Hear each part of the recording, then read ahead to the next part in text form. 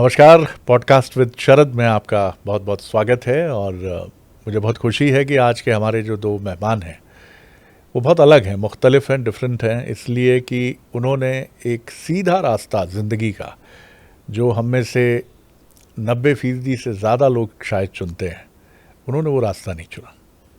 उन्होंने वो रास्ता चुना जहाँ चैलेंजेस हैं। चैलेंजेस तो चलिए फिर भी बड़ा अपीलिंग लगता है, लेकिन चैलेंजेस से ज़्यादा वहाँ तकलीफ़ें हैं। तकलीफ़ पहली चीज़ तो जब आप सबसे पहले आप ये कहते हैं कि मैं परंपरागत एक ऐसे रास्ते पे नहीं चलूँगा जो बड़ा ही ट्रेडिशनल है, तो आपके घर वाले चौंकते हैं।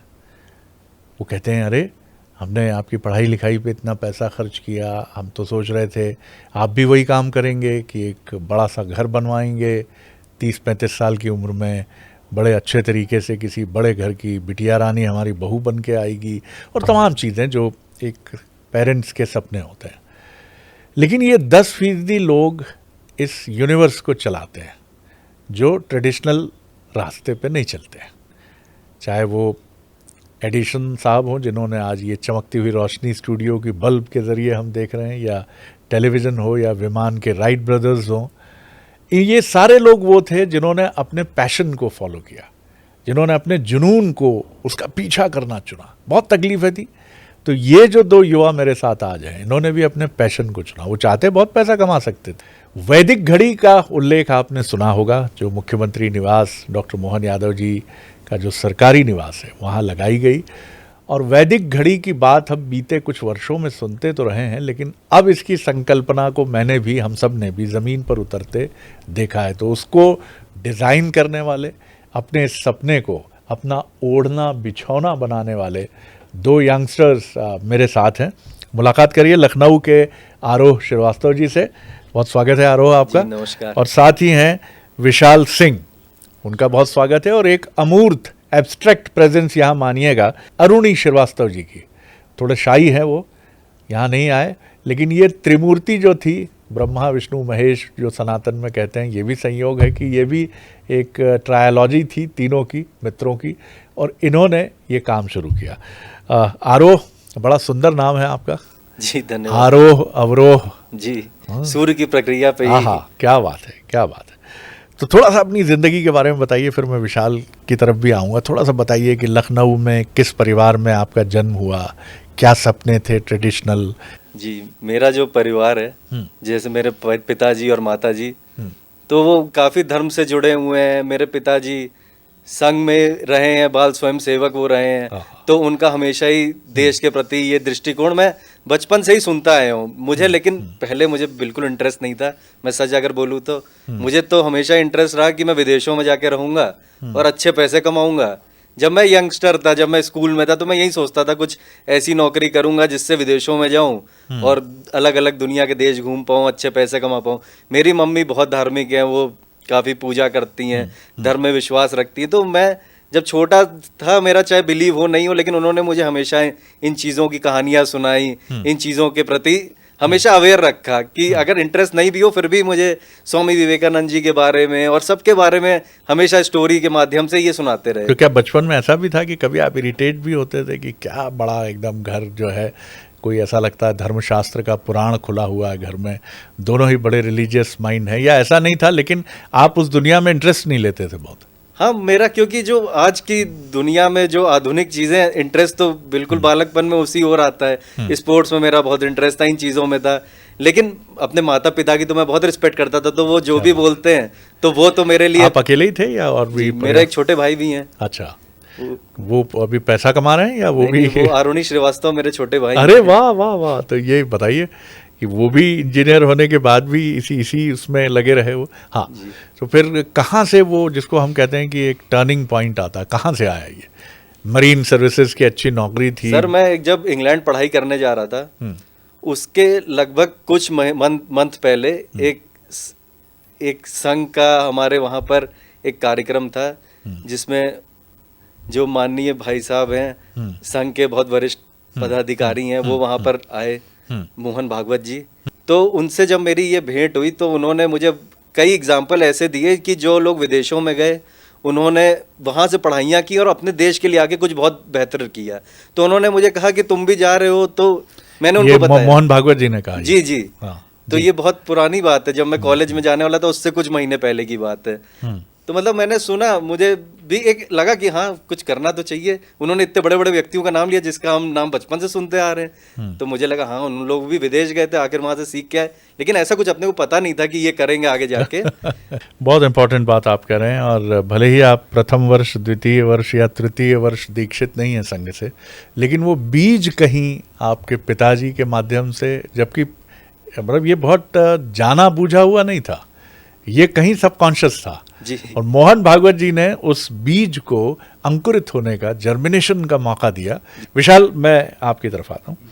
आपके मन में कैसे आया आईआईटी दिल्ली जैसा लीडिंग संस्थान, जहाँ से हम तो यही सुनते हैं इतने करोड़ का पैकेज, इतने करोड़ का पैकेज, ये वहाँ चले गए। आपका कैसे रुझान हुआ और क्या ये मित्रता स्कूल से थी? नहीं सर। सो मेरा सर अपने बचपन के बारे में अगर थोड़ा बताऊं, मेरा जन्म भी लखनऊ में हुआ है। मेरे पिताजी, मेरी माताजी कानपुर से रहने वाले हैं, बट सरकारी जॉब में मेरे फादर पुलिस ऑफिसर हैं।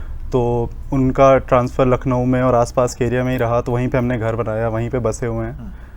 मेरे पिताजी पुलिस में है, तो समाज के प्रति, देश के प्रति वो भावना के चीज़ों को सही रखना है, जो सत्य है, जो सही है, उसका साथ देना है, वो तो हमेशा से रहा है सर जी। बाकी मेरे फादर वो खुद भी हनुमान जी के बहुत बड़े भक्त हैं। वो मैं तो बचपन से सुबह उठता ही हनुमान चालीसा सुन के, तो मुझे हमेशा से ये तो था कि मेरी आइडेंटिटी के साथ ये चीज़ जुड़ी हुई है और मुझे इसको एक्सप्लोर करना चाहिए, जानना चाहिए अगर मुझे मौका मिला है। और पढ़ाई में काफ़ी इंटरेस्ट था मुझे शुरू से। मुझे लगता था कि सबसे आसान काम यही है कि शांति से रूम में बैठो, पढ़ लो, नंबर ले आओ, सब खुश।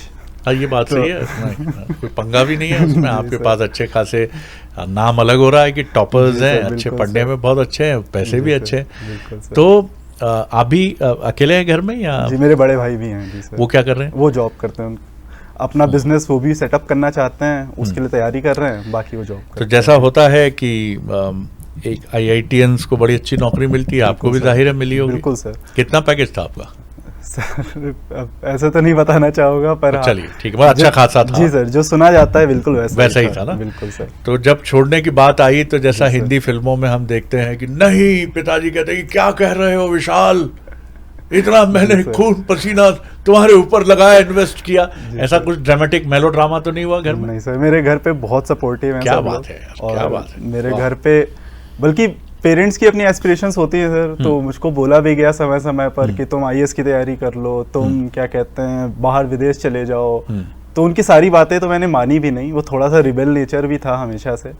और बाकी मुझको जो कॉलेज के टाइम पर समझ में आया सर कि इतना जो मैं पढ़ रहा हूँ, इसको मैं अपनी पूरी ज़िंदगी में ख़त्म नहीं कर पाऊँगा। और मुझे लगता है कि जो सच में चाहिए, समझने की जो ज़रूरत है, वो मुझे यहाँ से मिलेगा भी नहीं। और कॉलेज में मैंने कुछ कोर्सेज किए सर इंडियन फिलॉसफी पे, और वहाँ से मुझे समझ में आया कि इंडियन फिलॉसफीज में ऐसी चीज़ें हैं। कॉलेज में आपने कोर्सेज किए? जी सर, इंडियन फिलॉसफीज, ह्यूमैनिटीज़ के कोर्सेज होते हैं कॉलेज में हमारे, जो हम ले सकते हैं, और मैंने आउट ऑफ इंटरेस्ट लिए भी जी।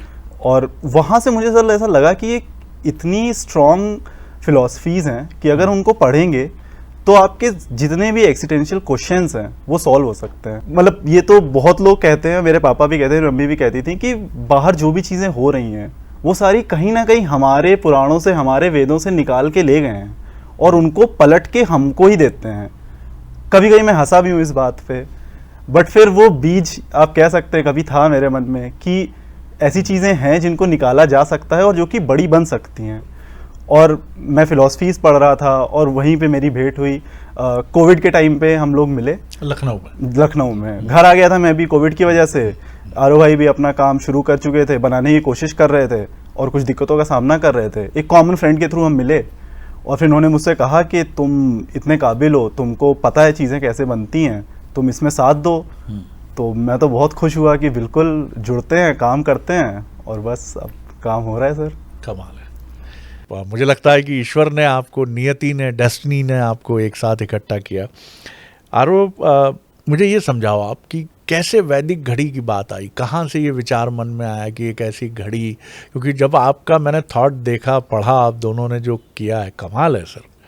मतलब कि हमें सब कुछ ऐसी ही घड़ी तो होती होगी कभी, जी बिल्कुल, है ना, ऐसी कि वराह मिहिर, पता नहीं क्या ऐसी ही घड़ी होगी उनके पास, पता नहीं कैसे संचालित करते होंगे, क्या करते होंगे, कैसे ये थॉट मन में आया? आसान नहीं था, वैदिक घड़ी जी।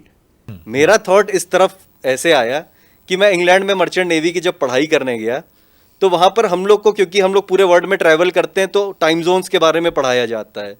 और साथ ही हम लोग का एक कोर्स होता है जिसमें हम लोग को तारों सितारों की गणना से अपनी लोकेशन निकालना सिखाया जाता है। तो मुझे ये सब चीज़ों का ज्ञान हो रहा था इस पढ़ाई के दौरान।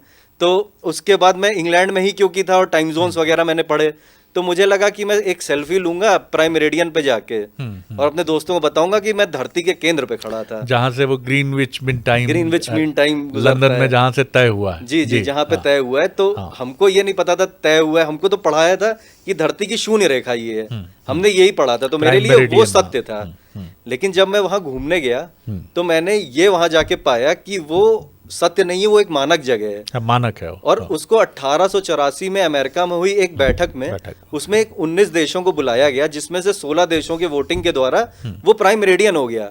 तो क्योंकि मैं वही चीज पढ़ रहा था तो मेरे दिमाग में उस दिन एक बात स्ट्राइक करी कि वोटिंग से कैसे पृथ्वी का केंद्र डिसाइड हो गया। केंद्र तो कोई खगोलिक घटना होनी चाहिए। तो मैंने अपनी पढ़ाई को बेहतर करने के लिए कि मैं तो जानूं, कम से कम मैं उसी फील्ड में काम कर रहा हूं, तो पृथ्वी का समय के लिए क्या केंद्र होना चाहिए, इसको मुझे समझना चाहिए। तो उस असली की खोज में मैंने जाना कि पहले, उससे पहले वो फ्रांस में हुआ करता था, 50 वर्षों तक प्राइम मेरिडियन लगभग फ्रांस में रहा। वहां भी इसलिए रहा क्योंकि पहले इंग्लैंड से पावरफुल फ्रांस था, लेकिन उसके पहले आप जाते हैं तो ये समय का केंद्र उज्जैन माना जाता है, पृथ्वी की नाभि कहते हैं जी। और वो सिर्फ इसलिए नहीं माना जाता क्योंकि हम पावरफुल हैं तो हम अपनी चीज थोप रहे हैं, वो इसलिए माना जाता है कि जो सूर्य की और सूर्य अस्त की जो एग्जैक्टली टाइमिंग बराबर की है, तो वो जो प्रक्रिया है सबसे ज्यादा दिनों तक सिर्फ उज्जैन में ही देखी जाती है। इसलिए कोई भी सेलेस्टियल ऑब्जर्वेशन करना, तारों सितारों की गणना करना, इस स्थिति से पूरी दुनिया में सबसे ज्यादा बेहतर हो सकता है। इसलिए इसको प्राइम मेरिडियन घोषित माना जाता था। तो मुझे ये बात बिल्कुल लॉजिकल लगी कि हाँ, ये जगह होनी चाहिए। फिर वो बात चली गई, फिर मैंने पढ़ाई खत्म की, मैंने जॉब ज्वाइन करी, फिर मैं जहाज पे घूमता था। तो एक सर दिन आया कि मैं इंग्लैंड से नीदरलैंड जा रहा था शिप पे, तो उसमें हमको ग्रीनविच क्रॉस करना था। तो वो उस दिन ऐसा हुआ कि थोड़ा मौसम भी खराब था, तो उस वजह से थोड़ा सेलिंग उल्टी सीधी कर रहे थे। तो एक ही दिन में हमने 3 बार ग्रीनविच को क्रॉस किया, 2 बार हमने वेस्ट की ओर क्रॉस किया, 1 बार हमने ईस्ट की ओर क्रॉस किया। तो ऐसा होने से बार बार होता क्या था, हम अपना समय पीछे करते थे, आगे करते थे। तो जो मेरा ड्यूटी था वो उस दिन 14 घंटे मैंने ड्यूटी की और 12 घंटे आराम किया। तो जब मैंने एंड में देखा तो मेरा दिन 26 घंटे का हो गया। तो मेरे को बड़ा ये सोच के इंटरेस्ट आया कि अरे वाह, मैंने तो हमेशा सोचा 24 ही होता है, ये 26 कैसे हो गया। तो बहुत मजा आया, कभी सोचा नहीं था ना इस तरीके से। तो वो पहला एक्सपीरियंस था मेरा टाइम जोन ट्रैवल करने का। तो वहां से मेरे दिमाग में लेकिन एक थॉट आने लगा कि फिर इंसानों ने 24 नंबर क्यों चुना, ये नंबर 10 क्यों नहीं हुआ, 20 क्यों नहीं हुआ, 30 क्यों नहीं हुआ, 100 क्यों नहीं हुआ। 24 के पीछे कोई लॉजिक रहा होगा। तो अपनी सिर्फ क्यूरियोसिटी के लिए मैंने जानने की कोशिश करी ये 24 नंबर कैसे आया। तो मुझे मालूम पड़ा कि जब फ्रेंच सेलर्स ने सेलिंग चालू करी तो उनको सबसे पहली जो सभ्यता मिली वो मिस्र की सभ्यता मिली। और वहां पे उन्होंने देखा कि सनडाइल्स होते हैं और सनडाइल में वो एक दिन को 24 हिस्सों में बांटते हैं। तो उनकी सभ्यता के अनुसार उन्होंने डेवलप करने का क्लॉक का प्रयास किया। लेकिन मैंने ये जाना कि ये एक कल्चर से आई हुई चीज है। तो मैंने सोचा जब ये किसी सभ्यता की निशानी है और इसको इंग्लैंड ने अडॉप्ट करके अपना बना के पूरी दुनिया में फैला दिया, तो मुझे प्राचीन सभ्यताओं का बस अपने ज्ञान के लिए मेरे अंदर क्यूरियोसिटी जागी कि मैं जानूं आज तक क्या क्या समय की सभ्यता रही है। तो ये थॉट आया, तो मैंने सोचा कि मैं जानता हूं कि कोई ऐसी घड़ी कभी बनी क्या जो सूर्य को नाप के समय दिखा पाती थी। तो अगर ऐसी कोई चीज मैं जान पाऊं तो मैं एक ऐसी घड़ी बनाऊंगा जो सूर्य के अनुसार चलेगी, तो ये प्रॉब्लम मैं सॉल्व कर दूंगा और ये जो हम कैलकुलेशन करते हैं ये सॉल्व हो जाएगी। मैंने बस इतना छोटा सा चीज सोचा और वहां से मैंने एक घड़ी बनाने का ये सोच के पढ़ाई शुरू की। तो ये बेसिक कॉन्सेप्ट तो इनको पूरा समझ में आ गया था, लेकिन कहीं तकनीक में गाड़ी अटक रही होगी। कहाँ अटक रही थी गाड़ी? सुनने में काफी सीधा लगता है कि आप सूर्य का समय सनराइज का ले लो, सूर्यास्त का समय ले लो और उसको 30 भागों में विभाजित कर दो। किंतु इसकी घड़ी बनाना, क्योंकि घड़ी एक जगह नहीं चल सकती, घड़ी सबके हाथ में होनी चाहिए वरना समय का मतलब नहीं है। तो तो वो चीज़ कर पाना कि हम इसको ऐसे चलाएं कि दुनिया में कोई भी कहीं भी बैठ के अपना वैदिक समय उस समय पर देख सके, यही तकनीकी डिफ़िकल्टी थी जिसको हमने सॉल्व किया। बहुत सारे डिस्कशंस किए कैसे होगा, हमने सेंटर्स बनाए एरियाज़ के कि अब मान लीजिए कोई एक बड़ी जगह है, वहाँ सबके पास अलग अलग समय जा रहा है, तो वो आपस में तालमेल कैसे बैठाएंगे। तो उसके लिए हमको सेंटर्स डिसाइड करने पड़े कि हम स्टेट्स के सेंटर्स को उस स्टेट का टाइम दे सकते हैं, सिटी के सेंटर्स को सिटी का टाइम दे सकते हैं। और ये पूरा ढांचा खड़ा करने में अभी जैसे हमने टावर क्लॉक सेटअप किए हैं, ये हम इंटरनेट से नहीं जोड़ सकते, क्योंकि क्या पता इंटरनेट कल को चला जाए उस जगह से और हमारी घड़ी चलनी बंद हो जाए, ये तो सही नहीं होगा। तो हमने इसका एक पूरा ऑफलाइन सिस्टम बनाया कि हम अपने एल्गोरिथम्स को कोड करके ऐसे रखेंगे कि हमको लोकेशन पता है, हमको अभी का टाइम पता है, तो हम अपनी पूरे ब्रह्मांड में जितनी भी पोजीशंस को जानना चाहते हैं वो निकाल सकते हैं, और उसके हिसाब से हमारा जो समय बनता है, हमारे जो ग्रह नक्षत्र बनते हैं, हमारा पंचांग बनता है, वो दिखा सकते हैं। कमाल है। ये जो वैदिक घड़ी है, इसमें जो तकनीकी तौर पे चीज़ें हैं, इसमें किसकी किसकी विशाल और मदद लगी आपको? आपने कई सारे लोगों ने पंचांग विधि पर बहुत काम किया है, कई इंटरनेट पर लोगों ने कंट्रीब्यूट किया है इस टेक्नोलॉजी पे कि आप कैसे एफिमेरीज होती है सर, उससे आप यूज़ करके, जैसे नासा की एफिमेरीज होती हैं, उससे आप किसी भी प्लैनेट का डेटा, किसी भी सेलेस्टियल बॉडी का लोकेशन अपने रिस्पेक्ट में निकाल सकते हैं। लेकिन इस पूरी चीज़ को हमने यूज़ किया, डेफिनेटली हमने वहीं से चीज़ें उठाई और उनको अपने हिसाब से ढाला और फिर उसको ऑफलाइन मोड में ले गए। तो इसमें कई लोग हैं, भारत के कई लोग हैं जिन्होंने इस पूरी एफएमआरईज को यूज़ करके पंचांग कैसे बनाया जाए उस पर बहुत काम किया है, कई एल्गोरिथम्स दी हैं, हमने उनको पढ़ा। अब पंचांग के अंदर भी कई विधियां हैं, जैसे नॉर्थ में कई और माने जाते हैं, जैसे ठाकुर प्रसाद का पंचांग होता है, श्री लाला स्वरूप जी का पंचांग है, हमारे उज्जैन का भी बड़ा क्रेडिबल माना जाता रहा है पंचांग जी। तो सबकी अपनी अपनी विधियां हैं, उनको हमने समाहित किया, उनको समझा। हमने विक्रम पंचांग के हिसाब से हमने अपनी इक्वेशंस लिखी, उन इक्वेशंस को कोड किया। तो सर कुछ चीज़ें हमने, लोगों ने जो बाहर काम किया हुआ है उनके लिए भी बहुत थैंकफुल हैं, वहाँ से हमको सीखने को मिला। समय हमारी अपनी खोज थी कि हम समय को, अब क्योंकि पंचांग निकाला जा रहा था तो समय को हम कैसे बना सकते हैं वो भी समझ में आया कि हम सूर्य को ट्रैक कर सकते हैं किसी भी लोकेशन के रिस्पेक्ट में।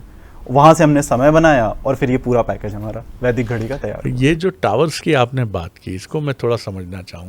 हम लोग ने इसको लाने से पहले इसी चीज़ पे विचार किया कि मान लेते हैं कि इंटरनेट भी नहीं आ रहा, या गूगल से हम लोकेशन का अगर डेटा लेते हैं जीपीएस के थ्रू, वो हमको देना बंद करते कि भारतीय समय नहीं चलना चाहिए। हमें कुछ भी नहीं पता, कुछ नहीं मालूम कि आगे क्या हो सकता है। तो हम लोगों ने उसको इस तरीके से बनाने की कोशिश की कि उसी जगह का जो लैटिट्यूड लॉन्गिट्यूड है उसके हिसाब से हम वहाँ की जो कैलकुलेशंस, हम जो पृथ्वी की चाल है उसके अनुसार जैसे नक्षत्र मूव कर रहे हैं, जैसे पृथ्वी सूर्य के सामने मूव कर रही है, इन सब के फॉर्मूले बनाए और इसको वहाँ पर फॉर्मुलाइज करके हम लोगों ने इसको कोड किया। और वहाँ पर फिर अब इस तरीके से ये कैलकुलेशन के साथ हज़ारों साल तक ये घड़ी चलती रहेगी। इसको बस बिजली देते रहिए, ये वो चलती जाएगी, कोई किसी चीज़ समस्या पे नहीं ये आएगी। और डिपेंडेंट नहीं है। जो टावर्स की जो बात थी वो कुछ नहीं सर, बिल्कुल टावर्स लगाने का मतलब यही है कि जैसे अंग्रेजों ने भी जब अपना समय यहाँ पर प्रचलित करना चाहा तो उन्होंने टावर्स ही लगाए। उन्होंने टावर लगा लगा के लोगों को बताया कि ये समय हो रहा है और आपको इस समय के हिसाब से चलना है। तो अगर हम उस माइंडसेट को यहाँ पे लाना चाहते हैं कि एक भारत का समय है जो कि एक बेहतर समय है, जिसको कि हम लोगों के बीच में ले जाना चाहते हैं, उनके लिए यूजफुल बनाना चाहते हैं, तो टावर्स एक बहुत अच्छी शुरुआत है।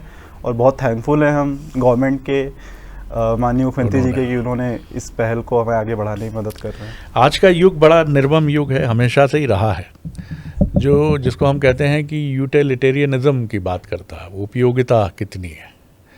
तो वैदिक घड़ी की उपयोगिता कहाँ खड़ी होती है, स्टैंड से क्या फ़ायदा होगा हमको? क्योंकि विश्व भर में इतनी उपयोगिता होने वाली है, यही सोच के हम लोगों ने इस पे कार्य किया, क्योंकि हम वो फ्यूचर देख पा रहे थे जो मनुष्य ने हमेशा से देखा।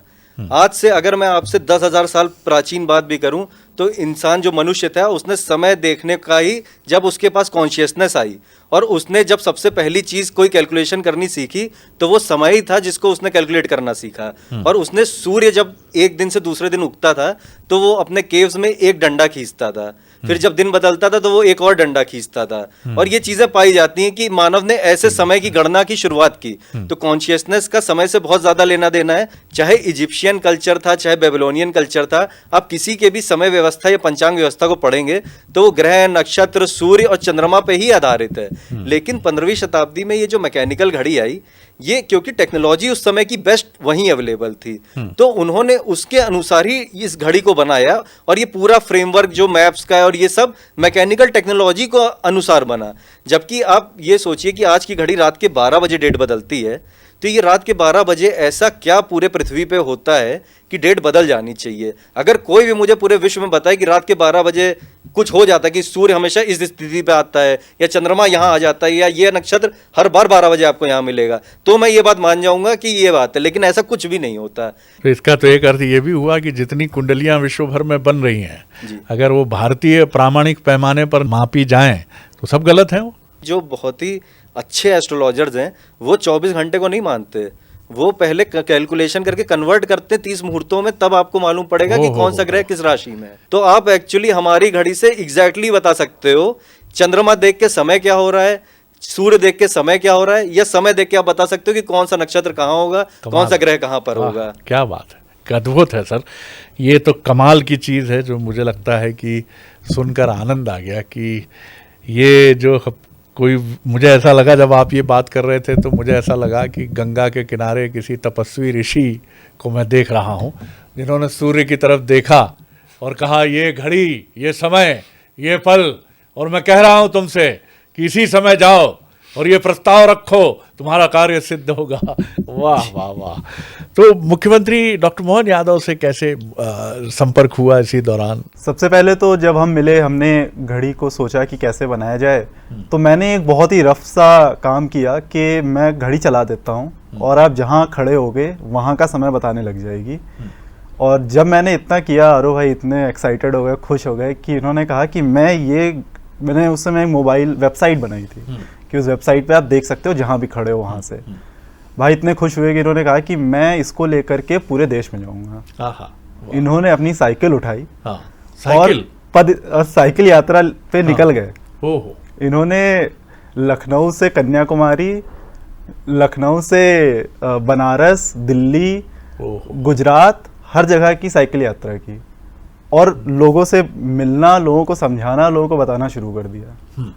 और इसी में उज्जैन में भेंट हुई हमारी, इनकी मोहन यादव जी से भी भेंट हुई। मैं बताता हूँ। हाँ, बताइए। ऐसा सोचा हमने कि शिव जी को समय का देवता कहा जाता है, तो अगर हम 12 ज्योतिर्लिंग के दर्शन करें और उस रास्ते में मिल रहे लोगों तक ये बात पहुंचाएं और भगवान शिव को जाके बताएं कि हमने ये घड़ी बनाई है आपके अनुसार, तो शायद कहीं कुछ फिट हो जाए। हमको तो पता ही नहीं था क्या करेंगे, तो हम लोग ने यही टारगेट किया कि ज्योतिर्लिंग की यात्रा प्रारंभ करते हैं। तो जब ये यात्रा करके मैं लौट के वापस लखनऊ आया, तो उसके 1 से 2 महीने के बाद मुझे मध्य प्रदेश से श्रीराम तिवारी जी, जो विक्रमादित्य शोधपीठ के निदेशक हैं, उनका फोन आया। और मैं उनको जानता नहीं था, लेकिन उनको कहीं से मेरा मालूम पड़ा कि मैं ऐसा कोई कार्य कर रहा हूँ भारतीय काल गणना को लेके। तो उनका फोन आया और उन्होंने मुझे यहाँ पर प्रस्तुत होने का आमंत्रण दिया। मेरी एक मीटिंग माननीय सुरेश सोनी जी से, भाई साहब से करवाई, जिन्होंने फिर मुझे आशीर्वाद दिया इस कार्य को आगे बढ़ाने के लिए, और उन्होंने सराहा हमारे कार्य को।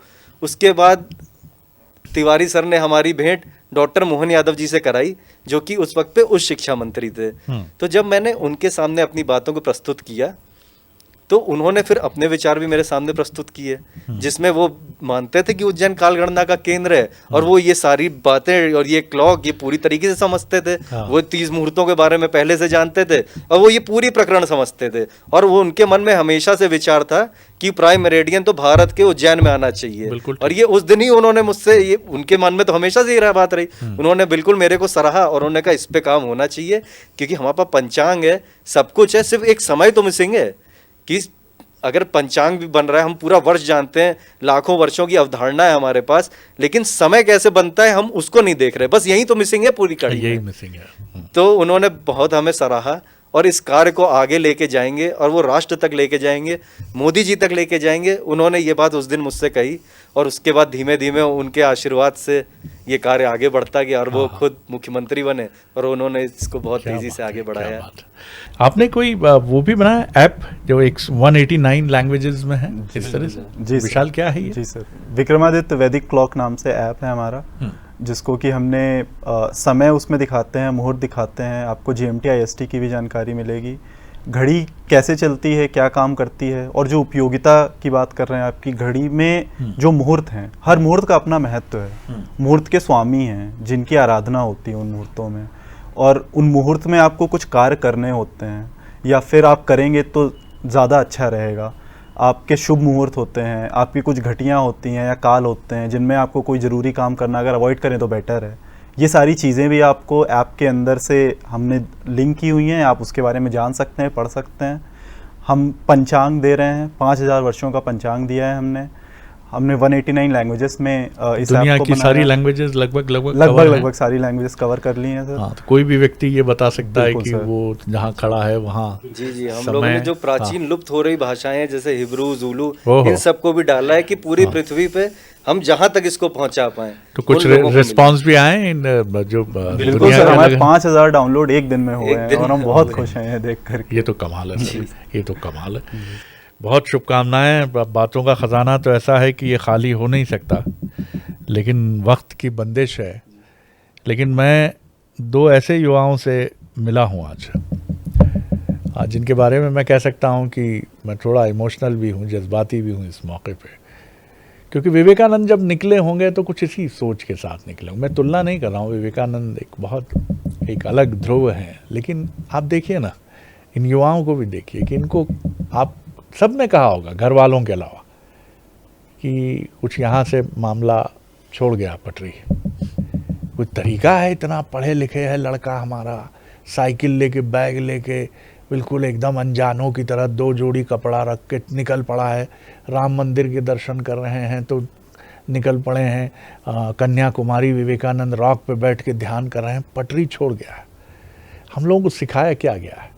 शहर की सबसे बड़ी कॉलोनी में बढ़िया घर बनाइए, जो सबसे बड़ा धनाढ्य हो आपके जाति संवर्ग में, माफ़ कीजिएगा ना भी हो तब भी किसी धनी मानी व्यक्ति के यहाँ रिश्ता हो जाए, प्रेम विवाह हो जाए, जो भी हो जाए, और आप बढ़िया अच्छी लग्जरी गाड़ी से उतरिए और चलिए। लेकिन इसके बीच में इन नौजवानों ने रास्ता चुना उस वैभव का, उस प्राचीन वैभव का। और सबसे अच्छी बात है कि कई बार हम बड़े रोमांटिसिज्म के साथ देखते हैं कि भारत विश्व गुरु है। विश्व गुरु ऐसे नहीं होगा साहब।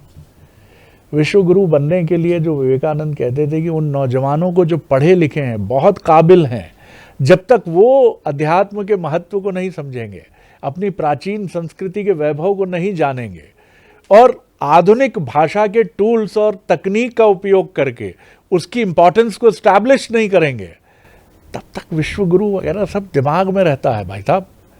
ये 2 नौजवान मुझे उस सपने के बहुत ही समर्थ एम्बेसडर लग रहे हैं, और ये जहाँ भी जाएंगे ये तर्क की बात करेंगे, ये विज्ञान की बात करेंगे, ये कोडिंग की बात करेंगे, और जिससे भारत का पूरा वैभव सीधे तौर पर जुड़ता है। बड़ा आनंद आया सर, क्या कहूँ मैं, बहुत ही आनंद आया। सैल्यूट करता हूँ मैं आप लोगों के इस काम को, क्योंकि ये न पैसे के मोह से जुड़ा है और न ये आगे बढ़ने की, ये जुनून है, एक जिद है। और आप लोगों को बहुत शुभकामनाएं। फिर मिलेंगे कभी आपसे, फिर एक लंबी बातचीत करेंगे। तो पॉडकास्ट विद शरद में इतना ही। अगली बार कुछ और ख़ास किरदारों को लेकर आपसे मुलाकात करेंगे। नमस्कार।